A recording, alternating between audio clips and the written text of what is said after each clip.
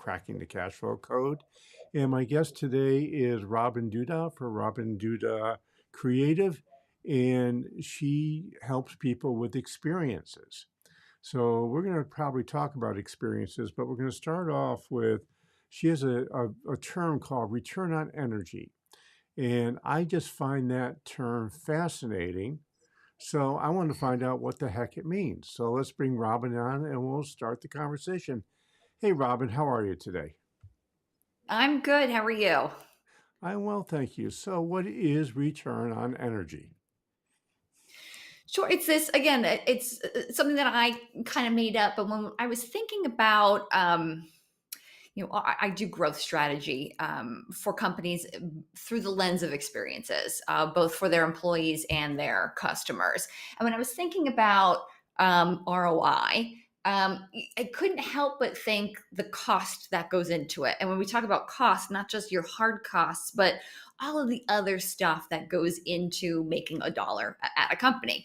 And that's where this idea of return on energy started to spark. And I put a LinkedIn post up quite a while ago, and it got a little bit of traction. But essentially, it's understanding the toll an output has on your human capital. And as humans, we don't have an infinite amount of energy; it's finite. And when we're thinking about, the number of emails that you have, the number of meetings that we're in. I mean, I was for a long time in corporate America. Um, is the output really worth it? And how do we measure that in terms of innovation? So, really thinking about the toll that it takes on a human, all of the stuff that goes into producing the thing or the idea, and is enough coming out of that to be rewarding, not for the company necessarily. And this isn't a breaking down hours and dollars. This is it rewarding enough for me as an individual where I'm working? And on the project I'm working on, am I getting enough out of it to feel as though the investment I'm making is worth it? And that's really where that idea kind of came from that I've been playing around with for a little while. So, do you have a way of measuring this? Well, I'm working on it and figuring that out. So, in action, it's one. There's a value piece to this, and that's really hard to measure. But what we're working on is looking at sentiment in the moment. So, on the days when you have, too many things that you could handle on a to-do list that's too big, measuring at certain points throughout the day and throughout those moments, what you're feeling, and kind of doing some research around that. There's a really great app that I came across called How We Feel. And you can measure, it reminds you throughout the day, and you say, it helps you identify your emotion, which is something that's really difficult to begin with. But then it has you tag what you're doing in that moment, who you're with. And kind of the reasons why. And if we can associate certain activities with negative feelings, we might be able to boost the happiness and productivity of people, increasing our actual ROI at the end. So is there an actual way that's out in the market that we're doing this? No, but it's something that we're starting to experiment with some research on how tasks affect emotion, and how emotion then affects your energy output, and then how that energy output affects ROI, if that makes sense. So, it seems to me that you're trying to measure activities that create energy and activities that drain energy, and maybe activities are kind of neutral on energy that don't Mhm. even drain or add, they're just there. Correct. So I have a stupid question for you because Yeah.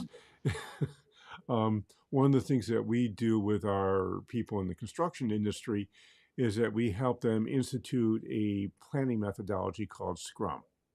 Yep. And part of Scrum, at the end of it, you do what's called a retrospective. And the retrospective, you just go around and you say, okay, what worked, what didn't work last week. And the magic sauce to the retrospective, which missed the first time I went through some Scrum training, was what I call the magic three questions. What did you love about your work last week? What did you hate about your work last week? And what would have to change for the stuff you hated to become stuff you loved?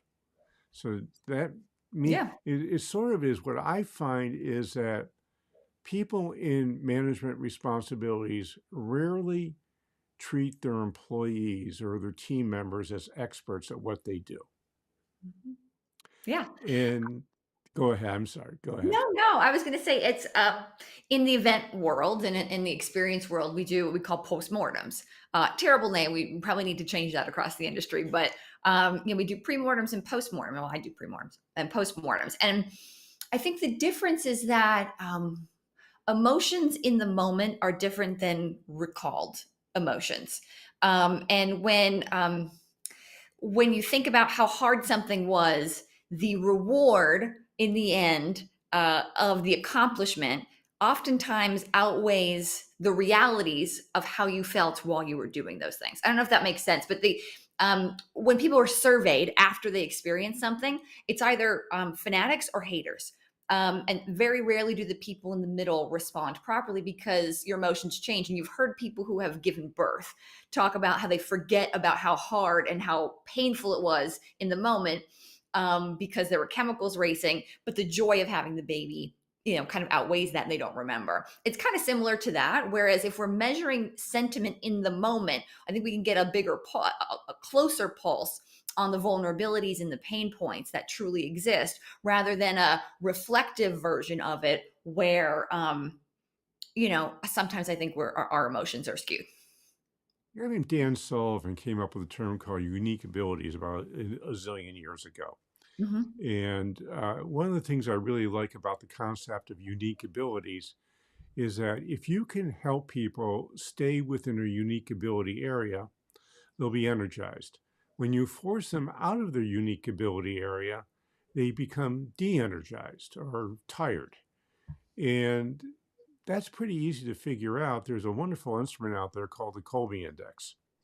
And the Colby Index basically measures how much energy you have in four different areas. And I've been for years asking people, I said, if you understand what motivates your people or where they get energy, you can design jobs around it and help them fit into that particular job. Does that make sense? Absolutely. I think the key is understanding the employee. And it's not just employees in general. We've moved into an era, if you will, where personalization rules. In my personal life, I expect me to go to Amazon and Amazon to tell me exactly what I need before I know I need it. And when we go to work, it's not a human centered design uh, place. It's we're all working toward this goal that the company says we have. And I'm not saying that that needs to change, but I think understanding the individuals who work for you and understanding their mindsets when they come to the place of employment or when they start working on projects. We can't, that's not something that we inherently know. We know what your skill set is and we know what your unique ability might be, but we don't know how you got there. Meaning, the drive to work was rainy, your kid forgot his lunch, you had to drive it back, and I had a really, crappy morning that led me to be skeptical when I got to the office, which then impacted everything else I did for that day. And how do employers start to really think about, I think, some of the external factors that kind of play into productivity and this positive and negative energy that comes out. Okay, so that sounds kind of important to me, but the question I would have is A, how would I measure it? And B, do I really want to measure it? Because frankly, whether you had a tough time in traffic or not, yeah, okay, I sort of care about that, but not really. Well, I guess what we're saying, so part of what I do is, I work on connection, right? And whether that's, it's making businesses stronger and create growth through understanding connection through to their employees and to their customers, right? And that's usually through experience.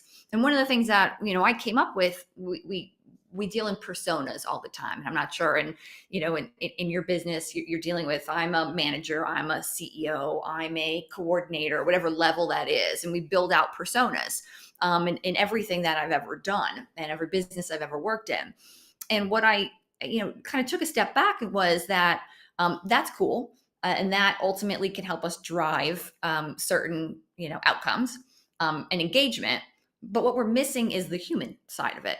And that's where we created the experience mindsets, what I call them, And they essentially are, um, you can be any one of these mindsets. Skeptical is an example of one. You can be any one of, these mindsets. It doesn't matter to me what you are. I don't need to know. I don't need to measure it. I need to know that the possibility of you being one of those five at any given moment exists. And how does that affect your work?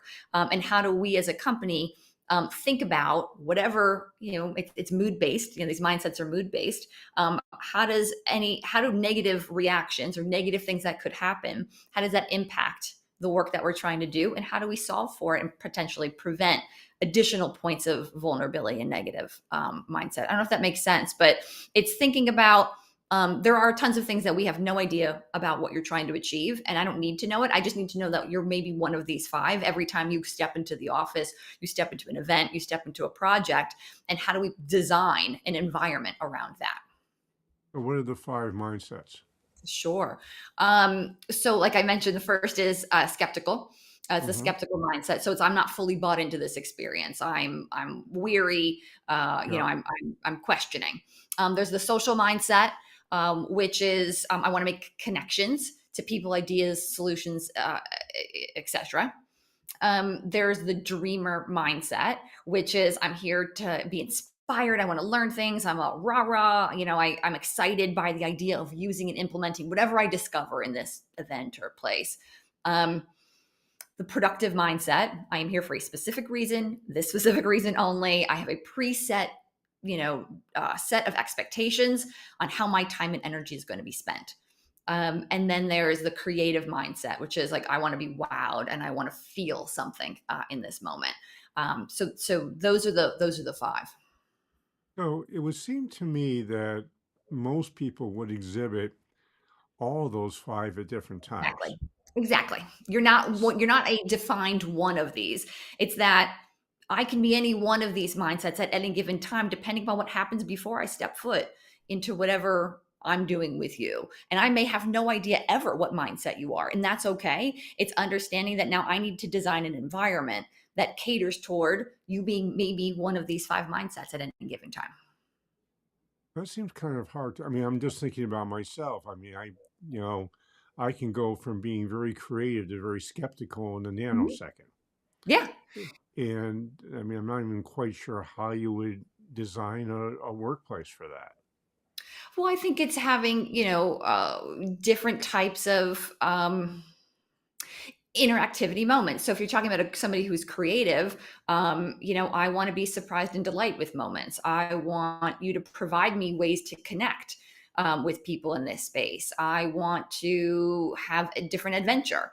And I think that if you're a skeptic, it's understanding that having the information and ways to interact are very convenient to me. Presenting, this is an onboarding. This could be an onboarding thing. This could be, a presenting information in short and interesting ways, making whatever experience I'm in the workplace more seamless. I think there are things that you can do to understand and kind of check off, if we are doing these certain things, we are helping a skeptic mindset be less skeptical when they are here.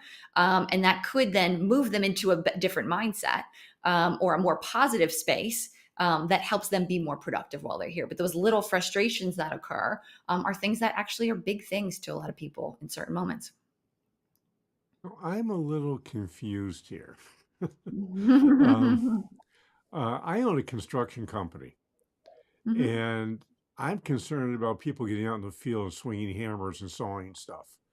Yeah. And this seems like an awful lot of work that I'm not sure is going to bring me much in the way of results. So, what do you say to somebody like that? I think that there's a lot that goes into understanding who the person is you're trying to get. I'm not saying that we're trying to get more work out of them. You're trying to get them to have more fulfilled work, which then leads to lower retention rates, or higher retention rates, lower abandonment rates, more productivity, less disgruntledness. Those reviews on Glassdoor aren't negative, of which several organizations I've worked for and with have had. I think that. I think they're all humans, and understanding the human at the end of the day. I know you're just trying to get them to throw a hammer, but I think there are lots of things that they go through in their life before they step foot on your, especially from a safety standpoint. I think would be really important, making sure that their mindset is in the right place, and you've given them all the things in a palatable, easy way for them to consume, to make sure that the job site is as safe as possible, not just a productivity piece, but that them and their coworkers are as safe as possible. And somebody who's off, and then had more negative moments and are disgruntled tend to, they tend to be less connected to the activity that they're doing. Well, I get that, you want your employees to be happy. And in fact, there's a whole bunch of studies around there that happier employees are more productive. And when you have unhappy employees, they become less productive and they often will sabotage. I mean, those are all, Mhm. truisms in the world. But Yeah. I'm not convinced right now that those five things are what I would be focusing on if I have a construction company, because there are ways I can make people happy. I just got to ask them. And that seems to me to be a pretty simple way to do it. I think that just asking people if they're happy when you're a subordinate in an organization isn't easy to answer yes or no all of the time, Well, and there's risk. you don't ask it, and are you happy? The way you would ask it is, what about your work don't you like? And what about that work could we change to make it Oh, so you would sure. like it? Yeah, but the answers might not be doable, just because their Well, answer that's might be. true, but then you get to say, gee, I would love to do that, but it's just not practical. I So mean, I've why done that ask for if you can't years. do it? I think there's this, then there's the disappointment. And I've been in that position quite a few times. What would you want to do? I mean, here's a great example why I left corporate America. It was, what would get you, Robyn, be in charge of all of North, South, and Central America, inspiring people. We want you to spread the word of, design thinking and, this creative way of innovation that you have. Cool. That's amazing. I want it. They want it. Great. You have no budget, and you have no team to do it, and you have to do it on top of the job you already have. Cool. I mean, so you answer the question and you get more. I then got more work for the same amount of money with no resources and wasn't set up to be successful. So them asking me the question on how would I change things led me to have more work, and be less successful, and drove me away. So, I mean, I'm one example, but my story is why I do what I, partially what I do is that I think that just asking isn't as easy as just getting an answer. Well, you don't ask it once. You ask it, in the world that we teach our contractors to do this, they ask it every 2 or 3 weeks at the retrospective for Scrum. And over a period of weeks and months, the team members will say, at first, they don't say anything. They do their best not to talk about it. But Yeah, over a period of time, they get this, they start talking, they start realizing that if they make a suggestion, they don't get punished for it, they'll do it again. And if they don't yeah, get punished again, they make a little bit more. So over a period of time, you actually start hearing what they're really thinking, yeah. but it takes months to get there. It's not something you do the first time around. It's a repeatable process. And if you I, don't do that, you just never get there. I'm not saying don't do that. I think maybe we're, I think that is an absolute necessity to any workplaces is talking to your employees. And I think what that does is it builds safety and trust. And in any relationship, whether it be personal or in the workplace, in exchange for money, if you don't have safety, there's no trust. And in order to, to have those types of conversation, there has to be a building period of trust. And I think a lot of organizations think they do that by I'm your manager, tell me what's wrong, as opposed to this is a safe space and we can really discuss how we all improve together. I think they're two different things. I don't think it's one or the other. I think there's a combination of things. But if you can be proactive as an organization about thinking about mindsets, rather than being reactive to a complaint, I think is a little bit of the difference where we're coming from. Okay. Well, I would hope that we are being proactive as much as we can. But Yeah, again, I'm not much of a mind reader. So I've always had the yeah, belief that if I think I know what's good for you, I'm going to likely be wrong. But if you tell me what's good for you, I have a chance to do something about it. But that's Right, just my, right. that's sort of my sort of belief in the world, and also my experience of working with folks is that I've just never been very good at telling you what I think you need to do. So, at any No. rate, uh, No, I'm not. Again, I don't think it's one or the other. I mean, you have to have a inclusive and safe environment for dialogue. I just don't think a lot of companies do that. I think I've worked for a lot that don't do that. oh, the Um, vast majority of companies don't do this. This is, I mean, what you're talking about and what I'm talking about are things that maybe 2 or 3% of the companies in the world do. yeah, And this is including big companies as well as little companies. Big companies are even worse than little companies absolutely. Yeah, because they're unbelievably abusive towards their people these days. yeah. And, in my experience, the Great Resignation is not because people are lazy, it's because they're sick of being abused by big companies. We couldn't agree more on that. I mean, I've been pretty vocal about this, and the Great Resignation is a tipping point, and there's a not even there's a new generation who 100% don't stand for this. Gen Z will just mic drop their way right out of any place. They have no loyalty. Exists, but there has to be an exchange, and they have to feel as though there's a mission and a values behind what they're doing, and and this is where this return on energy kind of plays into it. If they're not connected to their work, and they don't feel as though their energy is being spent on something that's valuable to the greater world or to them, they're not going to do it. They're just going to leave, and I've witnessed it at multiple companies, and I think that's what the challenge is. It's um, the Great Resignation, especially moving into recession or whatever recession, whatever however you want to look at economic hardship that we have been in and moving into. I mean, top talent will always have the opportunity to leave.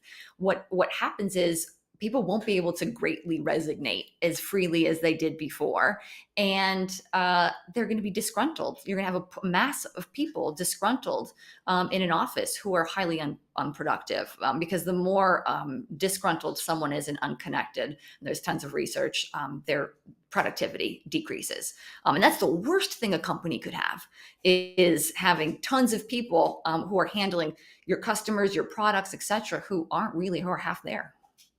Yeah, that's true. So, Robin, unfortunately, we are out of time. And I'm going to bet there are people who are listening or watching to this video cast or podcast who would love to have a conversation with you. So, how would they Absolutely. go about finding you? Sure. Website is robynduda.com, robynduda.com.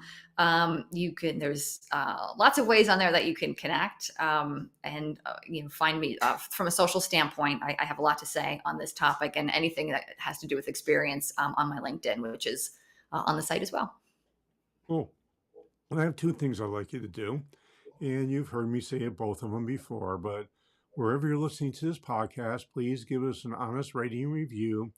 And while you're at it, you can subscribe because every Monday morning at 6 o'clock, we drop a new podcast. And we've been doing this now for, believe it or not, 7 years. So we've been around for a while and we get interesting people like Robin on all the time. So why don't you subscribe and give us a rating? If you hate us, you can say you hate us. If you love us, you can say you love us. And the second thing is I've been doing a weekly newsletter or I've been doing a newsletter for 40 years. I've been doing it weekly for 18 years. And last week for the first time, I was late because I had a tech glitch. And I was out of town. I couldn't fix it while I was trying to get it going. So we were a day late, but it still went out. But at any rate, to get it is really easy. You go to www.sustainablebusiness.co/newsletter. That's www.sustainablebusiness.co/newsletter. And this is Josh Patrick with Robyn Dubna at Cracking the Cashflow Code. Thanks a lot for stopping by. I hope to see you back here really soon.